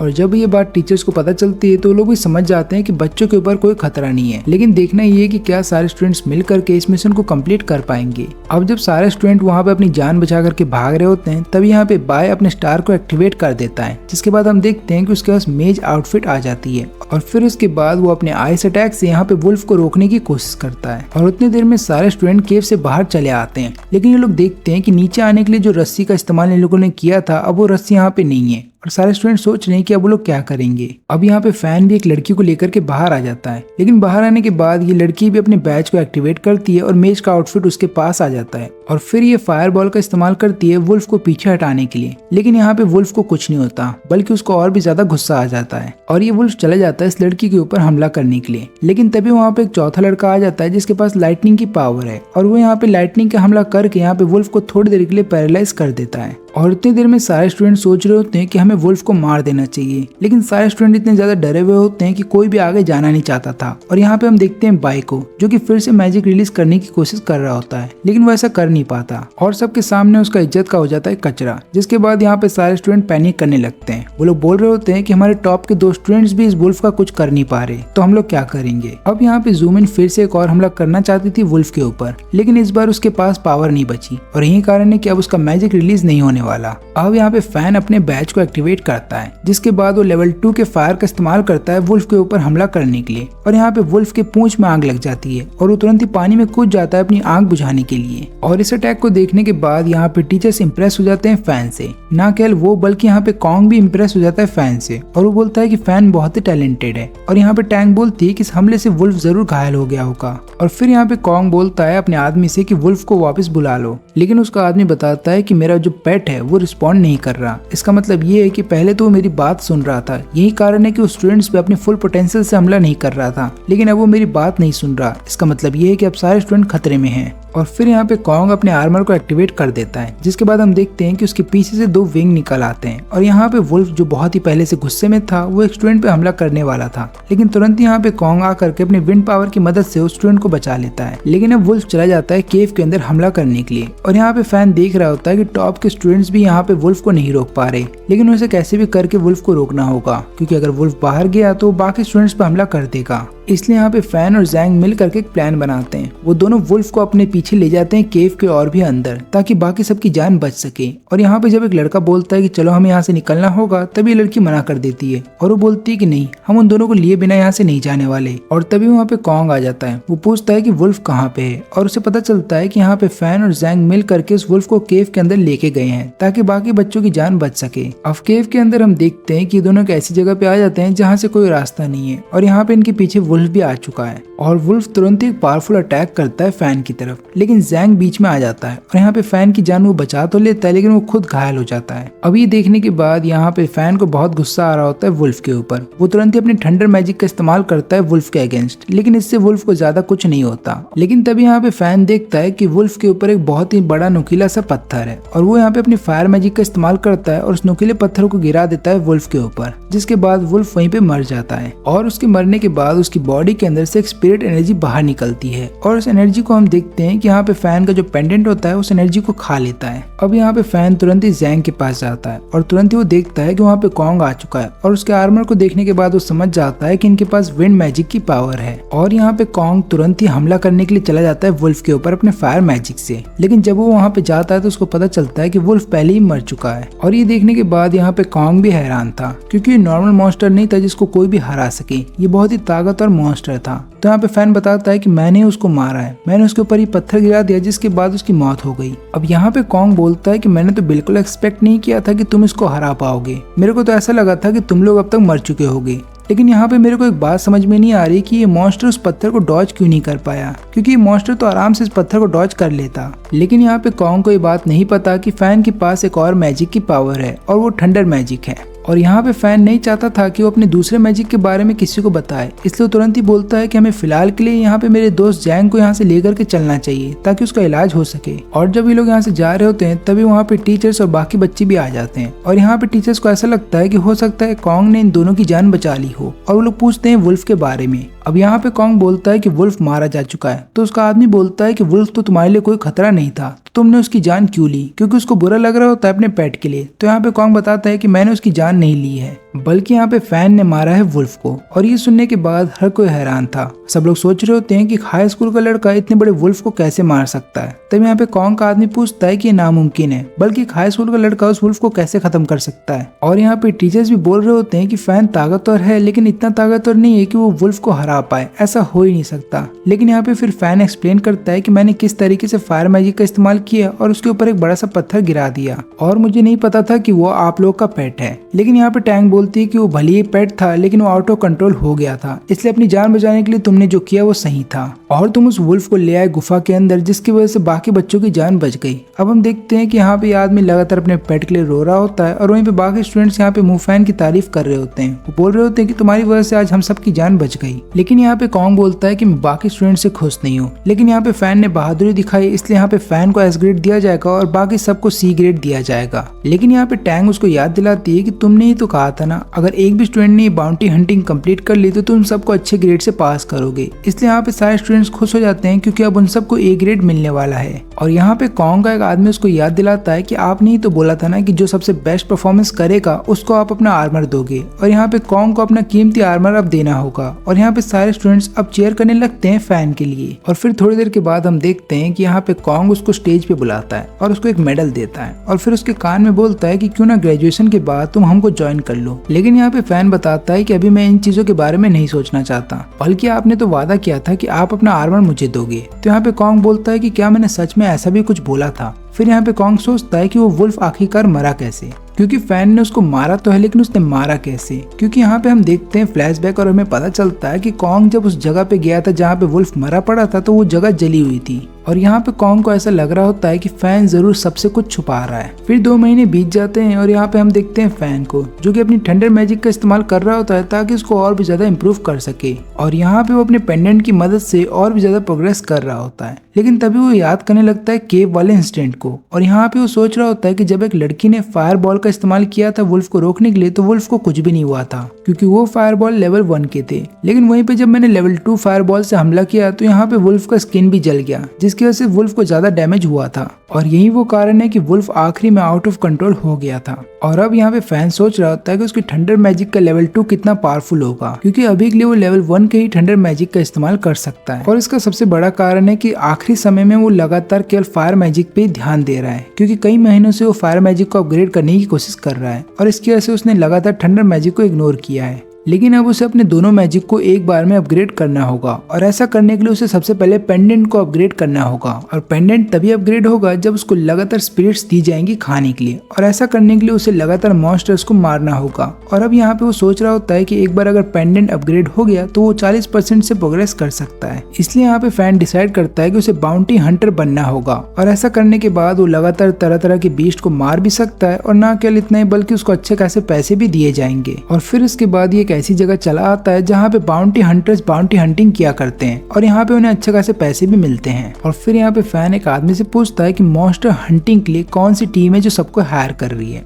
और ये आदमी बताता है कि इस लाइन में चले जाओ, इस लाइन में जाने के बाद तुम्हें पता चलेगा कि मॉन्स्टर हंटिंग की कौन सी टीम है। लेकिन मैं तुम्हें पहले बता देता हूँ कि तुम जैसे यंग मेज को इन सब में नहीं पढ़ना चाहिए। लेकिन फिर यहाँ पे फैन को एक और बात पता चलती है कि जो टीम यहाँ पे सबको हायर कर रही है मॉन्स्टर हंटिंग के लिए वो इसी शहर के रहने वाले हैं। इसका मतलब ये है कि वो शहर से बाहर नहीं जा पाएगा मॉन्स्टर्स को मारने के लिए, जो कि अच्छी बात है, क्योंकि वैसे भी स्कूल की वजह से उस शहर को छोड़ करके जा नहीं सकता, क्योंकि अगर उसने ऐसा किया तो उसकी स्कूल की पढ़ाई छूट जाएगी। इसलिए यहाँ पे फैन डिसाइड करता है कि वो इसी टीम के साथ जाएगा। फिर यहाँ पे आदमी पूछता है कि तुम्हारे पास कौन सा टैलेंट है, क्योंकि अगर तुम्हारे पास फायर टैलेंट है तो कोई भी हंटर टीम तुम्हें आराम से अपनी टीम में शामिल कर लेगी, क्योंकि फायर मैजिक वाले जो मेज होते हैं वो बहुत ही पॉपुलर है हंटिंग ग्रुप में, इसलिए वो तुम्हें आराम से ले लेंगे। और चिंता मत करो, अगर तुमने अभी अपना मैजिक रिलीज करना सीखा है उसके बावजूद भी वो लोग तुम्हें अपनी टीम में शामिल कर लेंगे। लेकिन अगर तुम्हारे पास कोई और टैलेंट है तो पहले तुम्हें अपने आप को साबित करना होगा। अब यहाँ पे फैन बोलता है कि मेरे पास थंडर टैलेंट है। अब ये सुनने के बाद ये आदमी हंसने लगता है और बोलता है कि थंडर टैलेंट बहुत ही ज्यादा रेयर होता है, इतना रेयर कि 1000 में केवल एक ही आदमी के पास वो पाया जाता है। और अगर तुम्हारे पास सही में थंडर टैलेंट है तो कोई भी टीम तुम्हें बिना सवाल जवाब के अपने पास रख लेगी। और यहाँ पे ऐसे आदमी बहुत ही कम देखने को मिलते हैं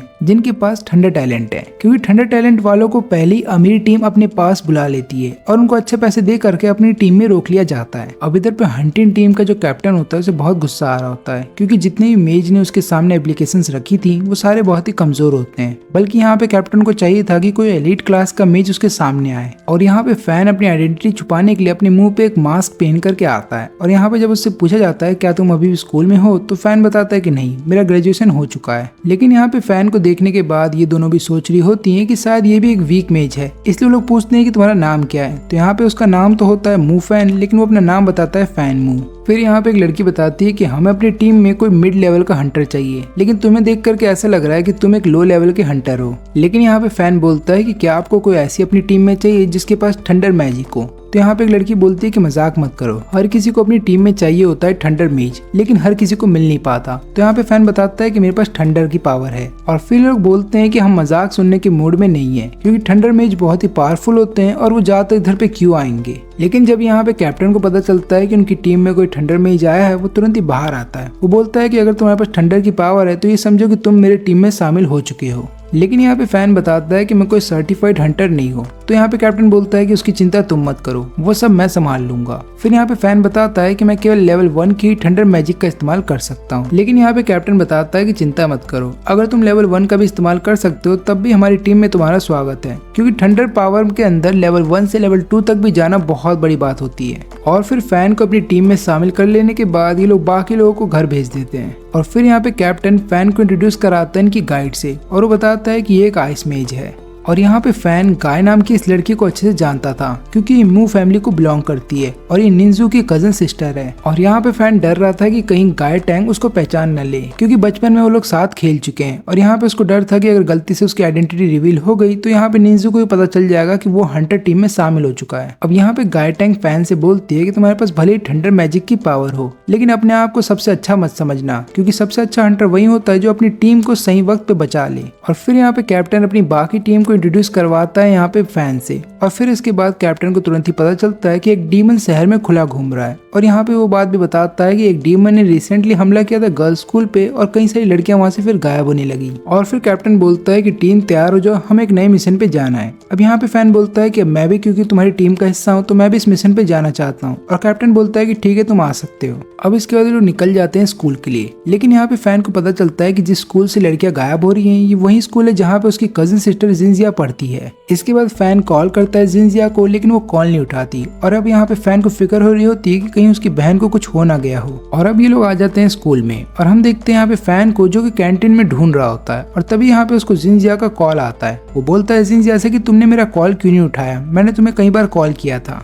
फिर यहाँ पे जिंजिया बताती है कि जब हमारे स्कूल के ऊपर डीमन ने हमला किया तो सारी लड़कियां वहां से भाग रही थी और भागा दौड़ी में शायद मेरे से भी वहीं पे फोन छूट गया हो। लेकिन मैंने एक बहुत अजीब चीज देखी। मैंने देखा कि एक लड़की अपोजिट डायरेक्शन में जा रही है मॉन्स्टर के पास। मैंने उसको रोकने की कोशिश की लेकिन वो नहीं रुकी। फिर फैन यहाँ पे पूछता है कि तुमने आखिरी बार उसे कब देखा था। तो यहाँ पे जिंजिया बताती है कि मैंने आखिरी बार उसे कैफेटेरिया की तरफ जाते हुए देखा था। और तभी यहाँ पे फैन को एहसास होता है कि उसके अगल बगल में कोई तो मॉन्स्टर है। और तभी यहाँ पे एक मॉन्स्टर सामने आकर के उस पर हमला कर देता है। लेकिन यहाँ पे फैन अपने आप को कैसे भी करके बचा लेता है। और इस धमाके की आवाज सुनने के बाद बाकी सारे हंटर भी कैफेटेरिया की तरफ जाने लगते हैं। अब यहाँ पे मॉन्स्टर तुरंत ही चला जाता है फैन के ऊपर हमला करने के लिए। अब यहाँ पे फैन सोचता है कि उसके पास कोई भी ऑप्शन नहीं है, उसे कैसे भी करके इस मॉन्स्टर से लड़ना होगा। अब यहाँ पे उसके पास आर्मर होता है कॉन्ग का और वो सोचता है इस आर्मर का इस्तेमाल करने का। लेकिन तभी उसके सामने एक सील आ जाती है वाटर की और बाकी सारे हंटर बोलते हैं कि तुम वहाँ से निकल जाओ, हम इस मॉन्स्टर को संभाल लेंगे। और फिर ये सारे हंटर मिल करके मॉन्स्टर को घेर लेते हैं। अब ये देखने के बाद इधर से मॉन्स्टर भागने लगता है लेकिन कैप्टन उसे जाने नहीं देता बल्कि अपने फायर मैजिक का इस्तेमाल करके उसे वहीं पे रोस्ट कर देता है। अब यहाँ पे फैन देखता है कि इनका टीम वर्क कमाल का है और ऊपर से कैप्टन ने लेवल 3 का जो फायर इस्तेमाल किया वो भी बहुत कमाल का था। और ये देखने के बाद यहाँ पे फैन भी हैरान था कि लोग कितना अच्छे से काम करते हैं। अब यहाँ पे फैन चला जाता है मॉन्स्टर के पास और उसे पता चलता है कि ये मॉन्स्टर वुल्फ मॉन्स्टर जितना तो पावरफुल नहीं था लेकिन तब भी कैप्टन ने केवल एक ही हमले में इस मॉन्स्टर को मार गिराया। अब यहाँ पे गाय टैंग अपनी पावर का इस्तेमाल करके इस मॉन्स्टर के टुकड़े करने वाली थी लेकिन तभी उस मॉन्स्टर को होश आ जाता है और सबको पता चलता है कि मॉन्स्टर अभी नहीं मरा। और यहाँ पे मॉन्स्टर हमला करने वाला था गाय टैंग के ऊपर। अब यहाँ पे गाय टैंग अपने आप को बचाने के लिए सील्ड का इस्तेमाल तो करती है लेकिन तब तक मॉन्स्टर उसके पास पहुंच जाता है और उसके ऊपर हमला कर भी देता है। और तब हम देखते हैं यहाँ पे फैन को जो कि अपने थंडर मैजिक का इस्तेमाल करके उस मॉन्स्टर को मार गिराता है। लेकिन इस हमले में गाय टैंग का केवल कपड़ा ही फटा था बल्कि यहाँ पे उसके शरीर को कोई नुकसान नहीं पहुंचता। अब हम देखते हैं कि यहाँ पे कैप्टन फैन की तारीफ करता है और बोलता है कि तुम्हारे सही डिसीजन लेने की वजह से आज तुमने उस मॉन्स्टर को मार गिराया। लेकिन यहाँ पे वो जाओ किंग को डांटता है, बोलता है कि सही समय पे अगर तुम सील्ड बना देती तो यहाँ पे गाय टैंक को नुकसान नहीं पहुंचता। और यहाँ पे फैन के काम से खुश हो जाने के बाद यहाँ पे कैप्टन बोलता है कि अब से तुम फुल टाइम हंटर हो। और ये सुनने के बाद यहाँ पे फैन भी बहुत खुश होता है क्योंकि फुल टाइम हंटर को अच्छा खासा पैसा भी मिलता है और ऊपर से उसको अच्छा खासा बोनस भी दिया जाता है। अब यहाँ पे फैन देखता है कि मॉन्स्टर के अंदर से एक स्पिरिट एनर्जी बाहर निकल रही है जो कि उसके पेंडेंट के अंदर चली जाती है। लेकिन यहाँ पे फैन समझ जाता है कि उस स्पिरिट एनर्जी को उसके अलावा और कोई नहीं देख सकता। अब यहाँ पे रॉकी नाम का ये आदमी आकर के कैप्टन को बताता है कि कैप्टन मुझे वो लड़की कहीं नहीं मिली लेकिन इसके अलावा मेरे को एक टनल मिली है जिसके अंदर मैंने देखा है कि साइक्लोप यानी कि इस मॉन्स्टर के कई सारे फुटप्रिंट है। इसलिए मुझे ऐसा लगता है कि शायद ये मॉन्स्टर उस लड़की को उस टनल के अंदर लेकर के गया होगा। अब यहाँ पे गाय टैंक बोलती है कि अब तक तो वो लड़की मर भी चुकी होगी क्योंकि मॉन्स्टर ने उसको खा लिया होगा। अब बाकी सब लोग यहाँ पे पूछते हैं कैप्टन से कि हमें क्या करना चाहिए। तो यहाँ पे कैप्टन बताता है कि अब ये मामला हमारा नहीं है बल्कि अब इस मामले को संभालेगा एसोसिएशन ऑफ मैजिकल सोसाइटी, इसलिए हमें यहाँ से जाना चाहिए। और फिर हम देखते हैं यहाँ पे फैन को जो कि जब जा रहा होता है तब वो अपनी बहन जिंजिया को देखता है फोन के पास। और यहाँ पे जिंजिया बहुत ही ज्यादा अपसेट लग रही थी लेकिन जैसे ही वो अपने भाई फैन को देखती है वो बहुत ज्यादा खुश हो जाती है और खुशी के मारे उसे गले लगा लेती है और वो बोलने लगती है कि मैंने फोन पे सुनी थी काफी सारी धमाके की आवाज। लेकिन यहाँ पे फैन बोलता है कि तुम फिक्र मत करो, अब मैं एक मेज हूँ और इतने सारे धमाकों से मेरा कुछ नहीं होगा। और फिर अगले दिन हम देखते हैं कि यहाँ पे कैप्टन फिर से फैन की तारीफ करता है एज ए मेज और उसको बोलता है ये लो तुम्हारी पहली सैलरी और ऊपर से अब तुम एक फुल टाइम हंटर हो तो तुम्हारी सैलरी बढ़ने वाली है। अब इधर पे हम देखते हैं हे को जो कि एक लड़की को ताड़ रहा होता है लेकिन तभी तभी उसके सामने आ जाता है मू यांग। अब ये वही लड़का है जिसका मुकाबला होने वाला है फैन के साथ। अब यहाँ पे हे बोलता है कि फैन बहुत ही कमजोर है, तुम उसको आराम से हरा दोगे। लेकिन यहाँ पे मू यांग बोलता है कि वो बहुत ही कमजोर है तो फायदा क्या उसे हरा करके, बल्कि मेरे को निंजू लेवल का कोई अपोनेंट चाहिए। लेकिन यहाँ पे हे बोलता है कि निंजू का लेवल बहुत ही ज्यादा है, तुम उसको कभी नहीं हरा पाओगे, इसलिए अभी फोकस करो अपने अपोनेंट पे ताकि तुम उसको मैच के समय हरा पाओ। फिर यहाँ पे यांग चला जाता है मू से मिलने के लिए और उससे पूछता है कि आपने मेरे लिए इतना कमजोर अपोनेंट क्यों चुना। अब यहाँ पे मू बताता है कि ये सब मेरे हाथ में नहीं था, ये सब अचानक से हो गया, लेकिन अब अगर हो चुका है मैच तो तुम्हें मैच जीतना ही होगा क्योंकि मेरी इज्जत अब तुम्हारे हाथों में है। और ऊपर से तुम्हें ये ड्यूल इसलिए जीतना होगा ताकि तुम इस सिटी के ऊपर अपना कंट्रोल दिखा सको। और ये सुनने के बाद युएंग सोचता है कि उसे कैसे भी करके ये मैच जीतना होगा। और फिर इसके बाद हम देखते हैं कि यहाँ पे मू उसको बताने लगता है सेक्रेट स्प्रिंग के बारे में, और वो बताता है कि साल में केवल एक ही स्टूडेंट को मौका मिलता है इस चीज की प्रैक्टिस करने के लिए, इसलिए अगर तुम इस डुएल में जीत जाते हो तो हो सकता है तुम्हें मौका दिया जाए इस चीज की प्रैक्टिस करने के लिए। अब इधर पे हम देखते हैं बाय और हे को एक साथ, और यहाँ पे बाय पूछता है कि क्या मू यांग अगला लीडर बनेगा मू ग्रुप का, क्योंकि मैंने देखा है कि मास्टर मू यांग को बहुत पसंद करते हैं। लेकिन यहाँ पे हे बताता है कि ऐसा कुछ भी नहीं है, बल्कि इस पूरे ग्रुप की असली मालकिन तो निंजू है, और वहीं पे यांग का सवाल है तो वो केवल एक पालतू कुत्ता है। अब यहाँ पे बाय बताता है कि अगर गलती से भी फैन जीत गए मुकाबला तो उसे सेक्रेट स्प्रिंग में मौका मिलेगा प्रैक्टिस करने का। लेकिन यहाँ पे हे बोलता है कि ऐसा कुछ भी नहीं होगा क्योंकि यहाँ पे फैन नहीं टिक पाएगा मू यांग के सामने। और इधर सिटी के बाहर हम वन आइड वुल्फ को देखते हैं जो कि अब धीरे धीरे बड़ा हो रहा था और उसका म्यूटेंट पावर और भी ज्यादा बढ़ रहा था। और इधर स्कूल में हम देखते हैं जैंग और फैन को एक साथ। अब यहाँ पे जैंग बोलता है कि मेरे को लगता है ज़ूमिन तुम्हें पसंद करती है क्योंकि वो यहीं पे आ रही है। और फिर यहाँ पे जैंग इन दोनों को अकेला छोड़ करके वहाँ से चला जाता है। अब यहाँ पे ज़ूमिन फैन से पूछती है कि क्या आज रात को तुम अकेले हो, और ये सुनने के बाद अब फैन के मन में लड्डू फूटने लगते हैं। उसको ऐसा लगता है कि सही में ज़ूमिन उससे प्यार करती है। उसको इसका कारण ये लगता है कि हो सकता है केव में मैंने इसकी जान बचाई थी, यही कारण है कि मेरे प्यार में पागल हो गई है। फिर यहाँ पे फैन बताता है कि हाँ मैं आज रात को फ्री हूँ, और वो बोलती है कि ठीक है आज रात पीछे के गेट पे मुझसे मिलना। लेकिन एन वक्त पे यहाँ पे ज़ूमिन उसको बताती है कि हम लोग कहीं और मिलने वाले हैं। और यहाँ पे फैन आ जाने के बाद ये सोच रहा होता है कि भला ज़ूमिन ने मेरे को यहाँ पे मिलने के लिए क्यों बुलाया है। और यहाँ पे जब ज़ूमिन आ जाती है तो बताती है कि मेरी ग्रैंड माँ यहीं पे पास में रहती हैं और उन्हें रात में अक्सर यहाँ पे झटकों की आवाज सुनाई देती है, लेकिन यहाँ पे कोई भी कंस्ट्रक्शन का काम नहीं हो रहा, इसलिए मेरे को लगता है कि यहाँ पे एक मॉन्स्टर है और आसपास के लोगों को लगता है कि यहाँ पे एक भूत है, इसलिए मैं तुम्हारी मदद चाहती हूँ ताकि हम दोनों मिल करके यहाँ पे इन्वेस्टिगेट कर सकें। अब यहाँ पे फैन पूछता है कि क्या तुमने मुझे इसलिए यहाँ पे बुलाया था, तो बताती है कि हाँ। और फिर यहाँ पे फैन बहुत ज्यादा डिसपॉइंट हो जाता है। फिर इसके बाद हम देखते हैं कि दोनों बिल्डिंग के अंदर आ जाते हैं और यहाँ पे फैन के पास रिवीलिंग पाउडर था, यानी कि इस पाउडर की पावर ये है कि अगर यहाँ पे कोई भी मॉन्स्टर होगा तो इन्हें पता चल जाएगा। और ज़ूमिन ये पाउडर देखने के बाद उससे पूछती है कि तुम्हारे पास ये पाउडर कहाँ से आया है, क्योंकि ज्यादातर ये पाउडर केवल हंटर के पास होता है। और यहाँ पे फैन जब इन पाउडर का इस्तेमाल करता है तो लोग देख लेते हैं फुटप्रिंट जो कि मॉन्स्टर के होते हैं। और तब यहाँ पे फैन उसको पहले ही बोल देता है कि ध्यान रहे यहाँ पे आसपास में एक मॉन्स्टर है। और तभी वन आइड वुल्फ उनके सामने आ जाता है जो कि किसी इंसान को खा रहा था। और यहाँ पे फैन समझ जाता है कि इस मॉन्स्टर ने ये जगह इसलिए चुनी है क्योंकि यहाँ पे वो लोग रहते हैं जिनका कोई ठिकाना नहीं है, और इसलिए मॉन्स्टर उनको मार के खा भी लेगा तब भी किसी को उनके बारे में नहीं पता चलेगा। और ऊपर से ऐसे लोगों का पुलिस कंप्लेन होता भी नहीं है। अब यहाँ पे ज़ूमिन इस मॉन्स्टर को देखने के बाद बहुत ज्यादा डर जाती है और बोलती है कि हमें यहाँ से जाना चाहिए। लेकिन फैन बताता है कि तुम जाओ अपनी ग्रैंड माँ के पास और आसपास के सभी लोगों को चेतावनी दे दो कि यहाँ पे एक मॉन्स्टर है और ऊपर से पुलिस में कंप्लेन कर दो। लेकिन ज़ूमिन यहीं पे फोन से तुरंत कॉल कर देती है पुलिस को, और यहाँ पे फिर फैन को उसे उठा करके भागना पड़ता है और बताता है कि तुम्हें यहाँ से जा करके कॉल करना चाहिए था क्योंकि ज्यादातर मॉन्स्टर सिग्नल सेंसिटिव होते हैं और इसलिए वो अपने आसपास के सिग्नल्स को डिटेक्ट कर लेते हैं। और फिर यहाँ पे फैन अपनी फायर मैजिक का इस्तेमाल करता है ताकि वुल्फ के रास्ते को रोक सके, लेकिन वुल्फ को इससे ज्यादा फर्क नहीं पड़ता। और फिर फैन यहाँ पे ज़ूमिन को बताता है कि जल्दी यहाँ से निकलो और जाकर के पूरा एरिया खाली करवा दो, तब तक मैं यहाँ पे वुल्फ को रोकता हूँ। और फिर यहाँ से ज़ूमिन चली जाती है एरिया को खाली करवाने के लिए।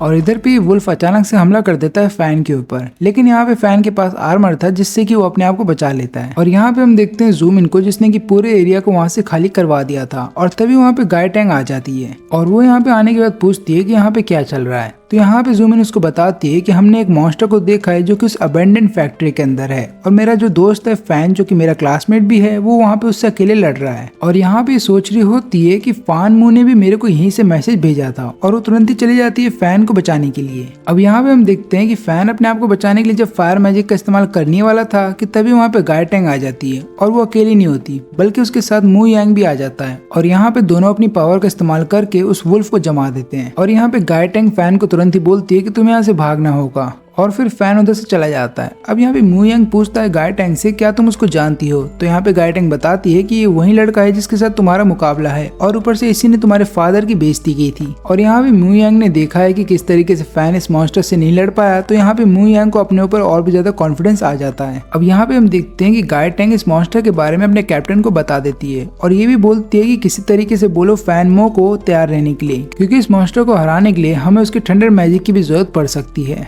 और यहाँ पे फैन अपने कपड़े चेंज कर लेता है और मुंह पे मास्क लगा लेता है और तभी उसे कैप्टन का कॉल आता है साइड पे आने के लिए। और यहाँ पे फैन जब साइड पे पहुंचता है तो उसको बोला जाता है कि तुमने खुद इस मॉन्स्टर के बारे में हम सबको बताया था, तो तुम इतने लेट कैसे हो सकते हो? चलो ये सब छोड़ो, तुरंत ही अपने थंडर मैजिक का इस्तेमाल करो और उस मॉन्स्टर के ऊपर हमला करो। अब यहाँ पे कैप्टन चाह करके भी अपनी टीम के साथ मिल करके भी इस पूरे मॉन्स्टर को अकेले नहीं हरा सकता, इसलिए वो मैजिक एसोसिएशन वालों को कॉल कर देता है और वहाँ से बैकअप बुलाने की सोच रहा होता है। और तब तक के लिए इन लोगों को एक काम करना होगा कि इन्हें कैसे भी करके इस मॉन्स्टर को यहीं पे रोके रखना होगा। लेकिन यहाँ पे ये वुल्फ आइस को तोड़ देता है और यहाँ पे लोग समझ जाते हैं कि वुल्फ ने अपने आप को वॉरियर लेवल जितना ताकतवर बना लिया है। इसका मतलब ये है कि अभी लोग चाह करके भी एक साथ मिल करके भी इस वुल्फ को नहीं रोक सकते। फिर यहाँ पे वेंजी इनको बोलता है कि हमें यहाँ से चले जाना चाहिए, लेकिन कैप्टन बोलते हैं कि तुम ऐसा कैसे बोल सकते हो, यहाँ पे कई सारी फैमिली है, अगर हम यहाँ से चले गए तो ये मॉन्स्टर फैमिली के ऊपर हमला कर देगा, इसलिए हमें यहाँ पे कैसे भी करके इस मॉन्स्टर को रोके रखना होगा। लेकिन फिर हम देखते हैं यहाँ पे वुल्फ को, जो कि अपनी पावर को अब धीरे धीरे बढ़ा रहा था। और ये देखने के बाद यहाँ पे रॉकी बोलता है कि हम इसको कैसे रोक पाएंगे, क्योंकि हम लोग लेवल 1 के मेज हैं। लेकिन यहाँ पे कैप्टन बताते हैं कि वुल्फ अभी तक से अपनी पूरी पावर में नहीं आया है, इसलिए इससे पहले कि वो अपनी पूरी पावर में आ जाए हमें उससे पहले उसे रोकना होगा। और फिर वो रॉकी को बोलता है कि तुरंत ही अपने अर्थ मैजिक का इस्तेमाल करो। और यहाँ पे हम देखते हैं कि रॉकी अर्थ के नीचे काफी सारे ट्रैप्स लगा देता है मॉन्स्टर के लिए। और फिर यहाँ पे कैप्टन जाओको से बोलता है कि तुरंत ही अपने वाटर का जो शील्ड है वो तैयार रखना।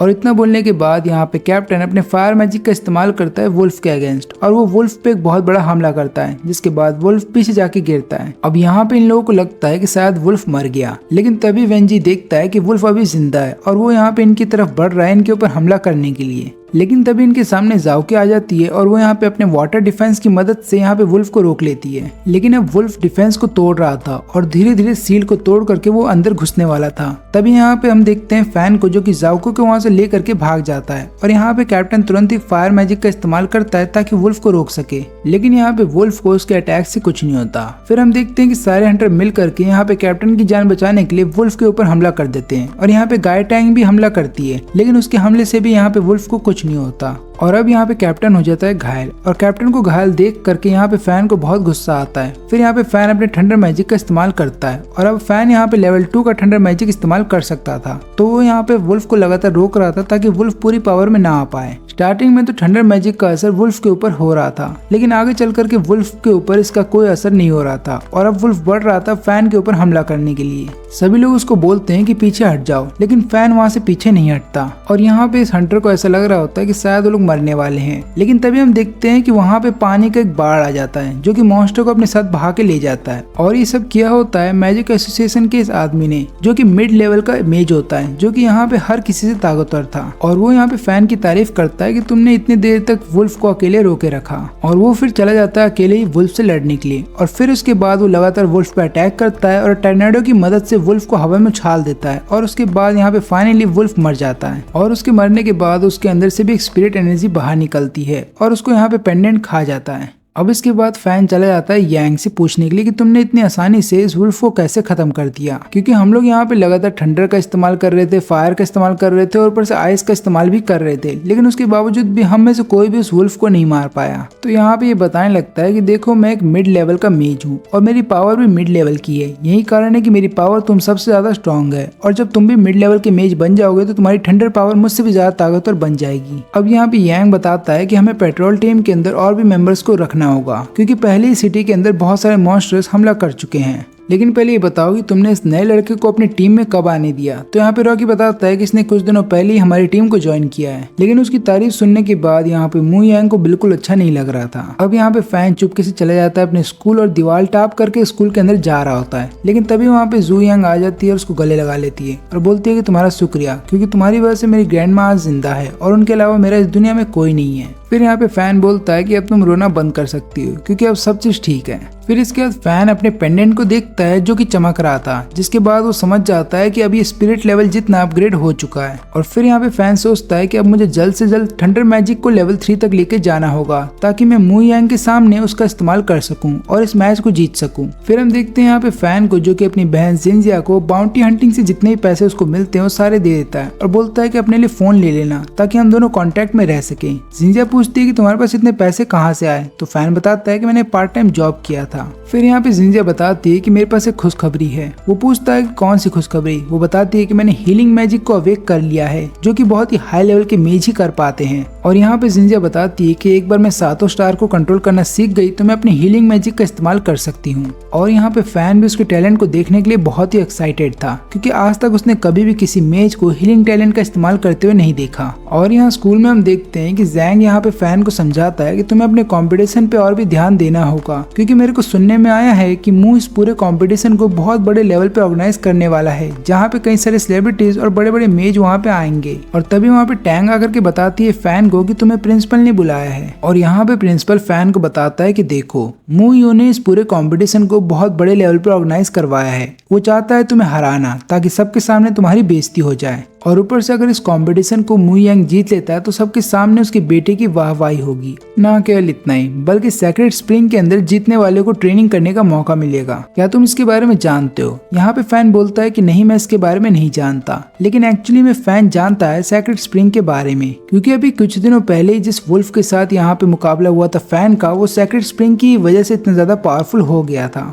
इसलिए यहाँ पे फैन सोचता है कि उसे कैसे भी करके इस कॉम्पिटिशन को जीतना होगा ताकि उस सेक्रेट स्प्रिंग में जा करके ट्रेनिंग कर सके और लगातार अपनी पावर को और भी ज्यादा बढ़ा सके। और अगर ऐसा हुआ तो वो बहुत ही जल्द मिड लेवल का मेज बन जाएगा। और यहाँ पे मू फैमिली के सर्वेंट्स को आपस में बात करते हुए देखते हैं, जिनसे हमें पता चलता है कि फैन के जो फादर हैं वो चीफ गेस्ट बन के आएंगे। और ये काम मू यू ने जानबूझ के किया है, क्योंकि वो चाहता है कि फैन सबके सामने हार जाए और उसके फादर भी सबके सामने शर्मिंदा हो और उन दोनों को सबके सामने माफी मांगनी पड़े मू फैमिली से। और इधर पे हम देखते हैं मू को, जो कि निंजू को बताता है कि मू यांग आगे चल करके तुम्हारा एक बहुत अच्छा सर्वेंट बनेगा। लेकिन यहाँ पे निंजू पूछती है अपने फादर से कि आपको इसको पब्लिकली सबके सामने करवाने की क्या जरूरत थी, यानी कि इस कंपटीशन को। लेकिन उसके फादर पूछते हैं कि तुम्हें किसकी चिंता है, फैन की या फिर मू यांग की। और ऊपर से मू यांग तुम्हारे बाद इस फैमिली में सबसे ज्यादा स्ट्रांग है, और ऊपर से फैन स्कूल में सबसे ज्यादा स्ट्रांग है, तो ये इवेंट छोटा कैसे हो सकता है। और ऊपर से फैन ने मेरी बेइज्जती की थी सबके सामने, तो मैं भी उसकी बेइज्जती करूंगा सबके सामने। फिर ये सुनने के बाद यहाँ से निंजू जाने लगती है। तो यहाँ पे मू पूछता है कि तुम कहाँ जा रही हो। निंजू बताती है कि मैं थोड़ी देर में आऊंगी। और यहाँ पे ये मिलने के लिए आती है फैन से। वो फैन को बोलती है कि तुम्हें इस कंपटीशन में पार्टिसिपेट नहीं करना चाहिए, लेकिन फैन बताता है कि नहीं, मैं करूंगा, क्योंकि मेरे फादर की जो बेइज्जती हुई है मैं उसका बदला जरूर लूंगा। और फिर वो दिन आ जाता है जब इन लोगों का कंपटीशन होता है। और यहाँ पे हम देखते हैं कि हंटर ग्रुप के सारे मेंबर आ जाते हैं और यहाँ पे गायटेंग उनका वेलकम कर रही होती है। लेकिन तभी वहाँ पे फैन आता है और यहाँ पे गायटेंग बोलती है कि तुम्हें तो मेरा भाई मजा चखाने वाला है, तुम हारने वाले हो और तुम्हारा यहाँ पे कोई वेलकम नहीं है। अब यहाँ पे फैन सोच रहा है कि गायटेंग मुझसे ऐसे बात क्यों कर रही है, लेकिन तभी उसको याद आता है कि उसने अपना मास्क नहीं पहना और ऊपर से इन लोगों को उसकी पर्सनैलिटी यानी कि उसकी असली आइडेंटिटी के बारे में कुछ पता ही नहीं है। तब वो बोलता है कि ऐसे बात मत करो यार, हम दोनों एक साथ बड़े हुए हैं। अब यहाँ पे गायटेंग उसकी बेइज्जती करती है और उसको बोलती है यहाँ से चले जाने के लिए। और हमें यहाँ पे ये बात भी पता चलती है कि फैन ने एक मैसेज कर दिया था अपने हंटिंग टीम को ये बोल करके कि मैं कंपटीशन देखने नहीं आ पाऊंगा, और बेइज्जती होने के बाद अब उसको यहाँ से जाना पड़ता है। लेकिन यहाँ पे जाओ के जब फैन को देखती है तो उसको कुछ जाना पहचान लगता है। फिर वो पूछती है कि ये कौन है। फिर यहाँ पे गायटेंग बताती है कि ये वही लड़का है जिसने कि अंकल यू की बेइज्जती की थी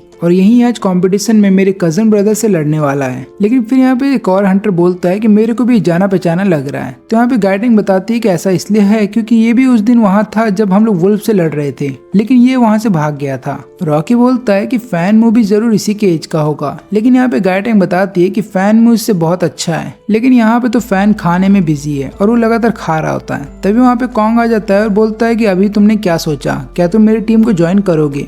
लेकिन यहाँ पे फैन फिर से मना कर देता है और इधर पे कुछ लोग आपस में बात कर रहे होते हैं कि अगला फैमिली का मेंबर कौन बनेगा, यानी कि अगला मू फैमिली का लीडर कौन बनने वाला है, क्योंकि निंजू तो ज्यादा स्टडी के लिए इस कैपिटल से बाहर रहती है। और कुछ देर के बाद उसके स्कूल के दोस्त भी वहाँ पे आ जाते हैं जो कि यहाँ पे फैन को सपोर्ट करने आए हैं स्कूल की तरफ से। और इधर पे हम देखते हैं यू को, जो कि सारे गेस्ट के सामने यहाँ पे मू यांग की तारीफ कर रहा होता है और उसको इंट्रोड्यूस करवा रहा होता है सारे गेस्ट से, और वो बता रहा होता है कि आने वाली जनरेशन ही हमारा फ्यूचर है। फिर हम देखते हैं यहाँ पे कैप्टन को, जो कि अपने बाकी टीम के साथ जाकर के बैठ जाता है मैच को देखने के लिए। और यहाँ पे हम देखते हैं फैन को, जो कि ग्राउंड के अंदर खड़ा था, और थोड़ी देर के बाद वहाँ पे मू यांग भी आ जाता है। और अब हमें पता चलता है कि मू यांग के पास ऑलरेडी 3 गियर हैं। इसका मतलब ये है कि फाइट में उसके पास एक एडवांटेज तो रहेगा। फिर यहाँ पे यू खड़ा होता है और सबके सामने बोलता है कि मैं ज्यादा कुछ तो नहीं बोलूंगा, लेकिन इस फाइट में आप लोग मू यांग के हार्डवर्क को देख पाओगे। लेकिन यहाँ पे जू यांग को बहुत ज्यादा गुस्सा आ जाता है। वो बोलती है कि ये यहाँ पे मैच को अनाउंस करने के बजाय अपने बेटे की तारीफ कर रहा है। फिर यहाँ पे बाय बताता है कि तुम फिक्र क्यों कर रही हो, फैन वहाँ पे सिर्फ इसलिए गया है ताकि वो अपने आप को पिटता हुआ देख सके। अभी थोड़ी देर के बाद देखना उसका क्या हाल होगा। और फिर यहाँ पे फैन और यूएंग आपस में हाथ मिलाते हैं, और यहाँ पे यूएंग फैन को सलाह देता है कि इस मैच के बाद तुम 3 महीने तक बेड रेस्ट पे जाने वाले हो। लेकिन यहाँ पे फैन बोलता है कि तुम्हें अपनी फिक्र करनी चाहिए। और फिर यहाँ पे यू बोलता है कि अब मैच को स्टार्ट करो। और फिर हम देखते हैं कि जब इन दोनों की फाइट स्टार्ट होती है तो यहाँ पे यूएंग तुरंत ही अपने आइस का इस्तेमाल कर देता है फैन के खिलाफ। लेकिन यहाँ पे फैन अपने आप को बचाने के लिए फायर मैजिक का इस्तेमाल करता है, वो भी लेवल 2 के, ताकि वो अपने आप को आइस से बचा सके। और यहाँ पे प्रिंसिपल ये मूव देखने के बाद, जो कि फैन ने अभी किया था, उसको देखने के बाद फैन की तारीफ करते हैं और बोलते हैं कि फैन ने बहुत ही सही काम किया। और यहाँ पे हम टैंक को देखते हैं, जो कि फैन के लिए लगातार चेयर कर रही थी और वो चाहती थी कि फैन इस मुकाबले को जीत जाए। अब यहाँ पे फैन को हम देखते हैं, जो कि अपने लेवल 2 के मैजिक पावर का इस्तेमाल करता है, तुरंत एक बड़े से फायरबॉल को फेंकता है यांग की तरफ। लेकिन यहाँ पे उसको कुछ भी नहीं होता, क्योंकि यहाँ पे यांग का जो रिफ्लेक्स एक्शन होता है वो बहुत ज्यादा अच्छा था। यही कारण है कि वो फैंग के हमले से बच जाता है। यहाँ पे फैन फिर से कोशिश करता है यांग के ऊपर हमला करने की, लेकिन हर बार जब भी वो हमला करता था तो यांग उसके हमले से बच जाता था। और यहाँ पे यांग ये सब इसलिए कर पा रहा था क्योंकि उसने अर्थ स्टाइल शूज पहने हुए थे, जिनके अंदर थोड़ा मैजिक पावर था, जिसकी मदद से उसका रिफ्लेक्स एक्शन बहुत ज्यादा स्पीड हो जा रहा था। और सीधी सी बात है, ये उसके अमीर बाप की देन है। और फिर हम देखते हैं यहाँ पे यांग को, जो कि लेवल 3 के आइस से हमला कर देता है फैन के ऊपर। और ये देखने के बाद हर कोई हैरान था कि यहाँ पे यांग अभी से ही लेवल 3 के आइस मैजिक का इस्तेमाल कर सकता है। और ये देखने के बाद कैप्टन बोलता है कि लेवल 3 का आइस मैजिक बहुत ही ज्यादा पावरफुल है और इससे बच निकलना फैन के लिए बहुत मुश्किल होगा। और इधर पे हम देखते हैं फैन को, उसकी जो फायर मैजिक होती है वो यहाँ पे यांग के सामने टिक नहीं पाती और थोड़ी देर के बाद उसका फायर वहीं पे बुझ जाता है। अब यहाँ पे प्रिंसिपल यू को बोलता है कि हमें इस डुओ को यहीं पे रोक देना चाहिए, क्योंकि फैन की जान को खतरा हो सकता है। लेकिन यहाँ पे यू बोलता है कि जब तक कोई विजेता घोषित नहीं किया जाता तब तक ये डुओ चलता रहेगा। लेकिन एक्चुअली में वो अपनी बेइज्जती का बदला लेना चाहता था फैन से। अब इधर पे हम देखते हैं फैन को, जो कि फिर से अपनी फायर मैजिक का इस्तेमाल कर रहा होता है और सातों स्टार को समन करने की कोशिश कर रहा था, क्योंकि अगर उसने ऐसा नहीं किया तो वो आइस से जम जाएगा। लेकिन यहाँ पे फैन की किस्मत अच्छी होती है कि वो सातों स्टार को समन कर लेता है और उसके बाद लेवल 3 के फायर से अटैक करता है यहाँ पे यांग के ऊपर। लेकिन एक बार फिर यहाँ पे यांग अपने मैजिकल शूज की मदद से इस फायर को डॉज कर लेता है। लेकिन इस बार फैन इस्तेमाल कर रहा था फायर मैजिक, वो भी लेवल 3 का। इसका मतलब ये है कि पिछली बार से ये ताकतवर भी है और ऊपर से ये फास्ट भी है। और यहाँ पे यांग को हिट हो जाता है फायर मैजिक, जिसके बाद हम देखते हैं कि वो दूर जाके गिरता है। और ये देखने के बाद हर कोई हैरान था कि फैन अभी से ही लेवल 3 के फायर मैजिक का इस्तेमाल कर सकता है। और अब यहाँ पे लोगों का ध्यान जाता है यांग के ऊपर, जो कि फैन के फायर मैजिक से घायल हो गया था। और सब लोग बातें कर रहे होते हैं कि शायद अब यांग नहीं लड़ पाएगा। लेकिन यहाँ पे यांग को ज्यादा कुछ होता नहीं, क्योंकि उसके पास एक बहुत ही पावरफुल आर्मर था। सब लोग ये देखने के बाद यहाँ पे यू को बोलते हैं कि ये अनफेयर है, फाइट ऐसे नहीं होती। और यहाँ पे कॉन्ग भी बोलता है कि उसके पास ऑलरेडी मैजिक शूज था, अब उसके पास एक मैजिकल आर्मर भी आ गया। और यहाँ पे टैंग भी बोलती है कि इस मैच को फैन ने जीत लिया था अगर वो आर्मर यांग के पास नहीं होता। लेकिन यहाँ पे यू बोलता है कि इस डुओ के अंदर गियर को लेकर के कुछ भी नहीं बोला गया था, तो इसमें मेरी गलती नहीं है कि फैन के पास कोई भी गियर नहीं है। इसमें उसकी बाप की गलती है, जो कि उसके लिए गियर भी अफोर्ड नहीं कर सकता। अब यहाँ पे कॉन्ग बोलता है फैन को पीछे हटने के लिए, क्योंकि यांग का जो आर्मर है वो फायर प्रूफ है। इसका मतलब ये है कि अब यहाँ पे फैन चाहे कितने भी हमले कर ले यांग के ऊपर, यांग का उस पर कोई भी असर नहीं होने वाला। और यहाँ पे यांग भी फैन को बोलता है कि तुम्हें उनकी बात मान लेनी चाहिए और मैदान को छोड़ करके यहाँ से भाग जाना चाहिए। और वैसे भी तुम्हारा बाप एक ड्राइवर है, जो कि तुम्हारे लिए कुछ नहीं कर सकता। और ये सुनने के बाद फैन को बहुत गुस्सा आता है और फिर उसको याद आता है कि कैसे उसके बाप ने, यानी कि उसके फादर ने उसका एडमिशन करवाया था। और यहाँ पे फैन बोलता है कि मेरे फादर जितना कर सकते थे उन्होंने मेरे लिए उतना किया है। और ये बोलने के बाद यहाँ पे फैन सबके सामने अपने थंडर मैजिक को रिवील कर देता है। और ये देखने के बाद सभी की आंखें फटी की फटी रह जाती हैं। और यहाँ पे कॉन्ग भी सोच रहा होता है कि फैन के पास 2 मैजिक पावर कैसे हो सकती है। और यहाँ पे हंटर टीम पहचान जाती है कि फैन ही उनका नया मेंबर है। और ऊपर से यहाँ पे गाय टैंक भी हैरान थी कि फैन के पास 2 मैजिक पावर कैसे आ गई। और यहाँ पे सबसे ज्यादा कोई हैरान था तो वो था यांग, क्योंकि उसको विश्वास नहीं हो रहा था कि फैन के पास थंडर पावर है। फिर यहाँ पे फैन बोलता है कि मैं तुम्हें बताना भूल गया कि मैंने थंडर पावर की भी लेवल 3 को अनलॉक कर लिया है। और फिर यहाँ पे वो लेवल 3 के थंडर पावर को एक बार में हमला करने के लिए छोड़ देता है यांग के ऊपर। और इसको देखने के बाद यहाँ पे टैंग बोलती है कि थंडर मैजिक की सबसे बड़ी पावर यही है कि वो किसी भी आर्मर को चीर सकता है। और यहाँ पे सब लोग सोच रहे होते हैं कि अब यहाँ पे यांग हार जाएगा और उसका आर्मर भी उसको नहीं बचा सकता। और यहाँ पे यही हो रहा होता है। यहाँ पे यांग का जो आर्मर होता है वो धीरे धीरे टूटने लगता है। और यहाँ पे सब लोग हैरान थे कि फैन के पास लेवल 3 का थंडर पावर है। और ऊपर से सब लोग बात कर रहे होते हैं कि ऑलरेडी फैन के पास लेवल 3 का फायर मैजिक है और अब उसके पास थंडर मैजिक के भी लेवल 3 आ चुके हैं। इसका मतलब ये है कि वो बहुत ज्यादा पावरफुल बन चुका है। और इधर पे फैन यांग को हरा देता है और फाइनली सबके सामने डिक्लेयर करता है कि वो जीत चुका है। तो दोस्तों इस एनिमे का सीजन 1 इसी के साथ खत्म होता है। अगर आप सीजन 2 का एक्सप्लेनेशन चाहते हैं तो प्लीज इस वीडियो को लाइक करें, चैनल को सब्सक्राइब जरूर करें और कमेंट में बताएं कि आपको ये एनिमे कैसा लगा।